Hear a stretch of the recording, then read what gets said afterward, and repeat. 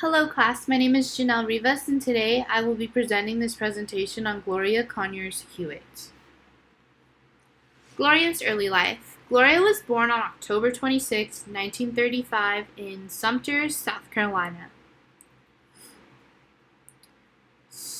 Her parents were Prunella Clinksales and Emmett C. Conyers.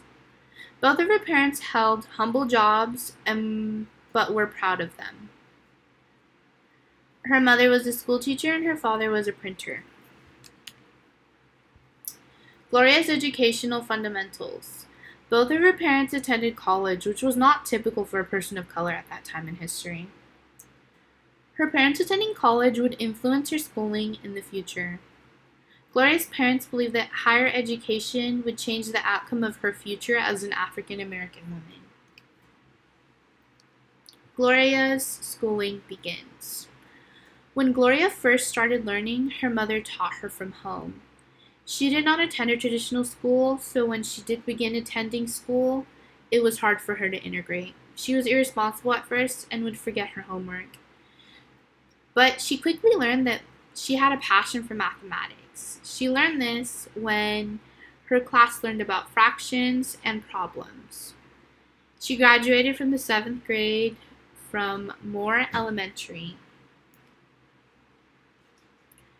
While first attending high school, her parents sent her to their local high school, but after just 1 year, they decided to enroll her in a private coeducational school. This school was a boarding school for people of color called Mather Academy. Her parents struggled to pay for her schooling but wanted her to have a good education. Gloria's higher education career. Gloria first began attending Fisk University in 1952.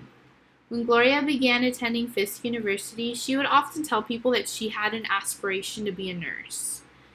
She would tell them this because there were no people of color in the medical field, and she wanted to challenge the social norm.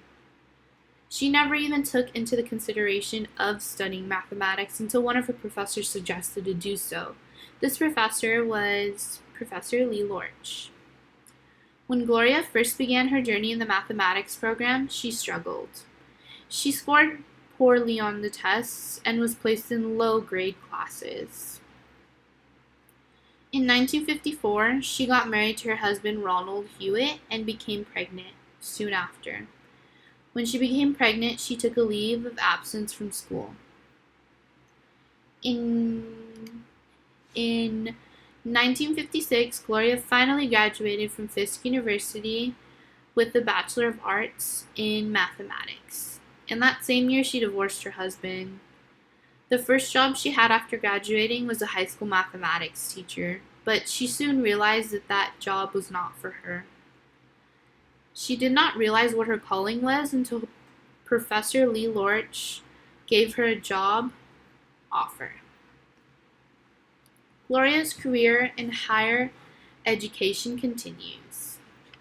Gloria was offered a position as a mathematics professor at the University of Washington, Seattle. While taking on this consideration of the job offer, she doubted herself.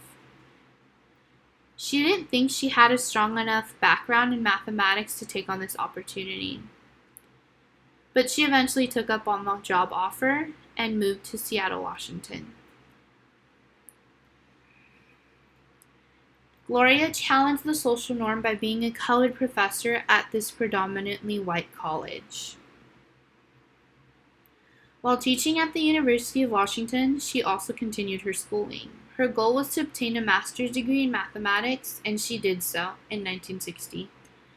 Soon after graduating with her master's degree, she was offered another job at the University of Montana. After accepting this job, she moved with her son to Montana. The position she was offered was chair on the Board of Mathematics. While having this job, Gloria worked to get her doctorate. She finally received her doctorate in 1962. Gloria's impact on mathematics.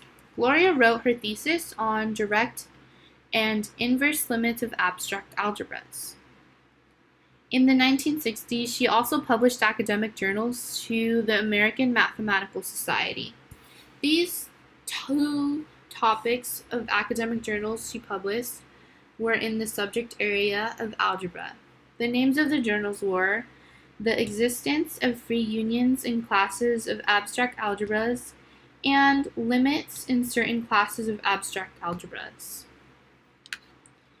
In 1966, Gloria was awarded a postdoctoral fellowship from the National Science Foundation to study for a year at the University of Oregon. The Mathematics Association of America finally acknowledged her academic journals in 1971. In 1979, Gloria published another academic journal, but it was not to the Mathematics Association of America. The name of this journal was The Status of Women in Mathematics in the Annals of the New York Academy of Science. The impacts she made to mathematics were in group theory and abstract algebra. We use group theory when determining the symmetry of a certain shape, and abstract algebra is used when we solve linear equations. How mathematics and sociology coincide. Mathematics and sociology coincide in a few ways. In sociology, mathematics is used primarily in the concentration areas of social research, social work, actuarial analysts, detectives, and human resource officers. The way these people in these particular job areas use math is primarily through statistics, marketing, graphs, and so on and so forth. The only math subjects that are used in sociology are primarily statistics and algebra. Biblical truths. The Bible coincides with mathematics because they both hold answers to our questions. Mathematics and the Bible also help us solve our problems by offering a direction where we do not have one.